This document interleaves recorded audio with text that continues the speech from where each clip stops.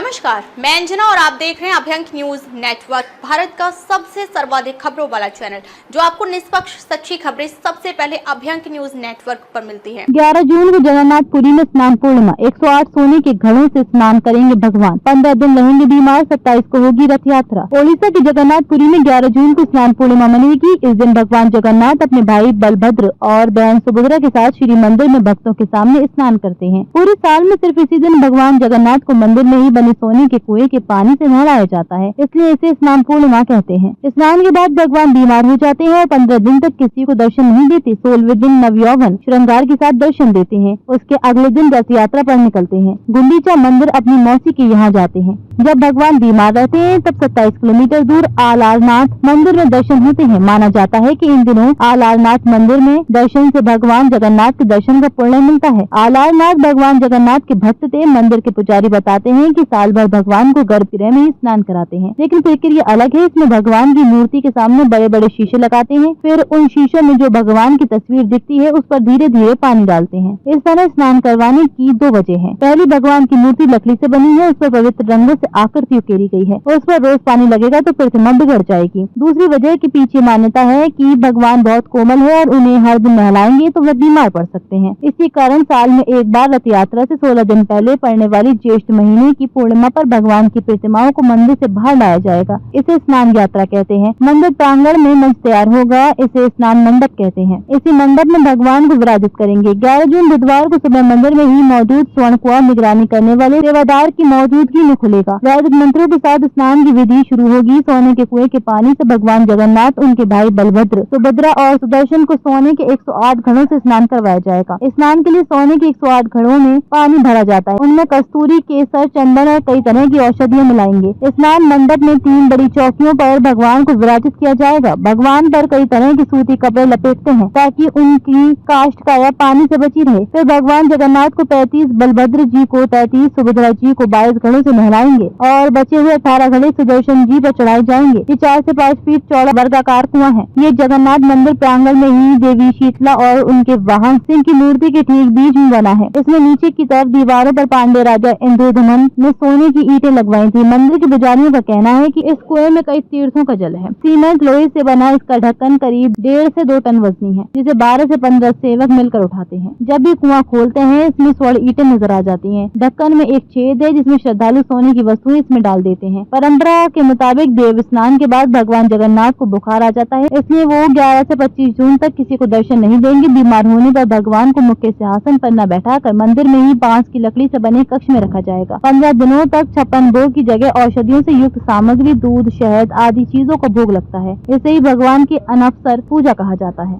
ताजा खबरों के लिए अभ्यंक न्यूज नेटवर्क पेज को फॉलो करें और लाइक करें, सब्सक्राइब करें, बेल आइकन को दबाना ना भूलें। अगर आप हमें फेसबुक, ट्विटर, इंस्टा के माध्यम से देख रहे हैं तो फॉलो, कमेंट करना ना भूलें।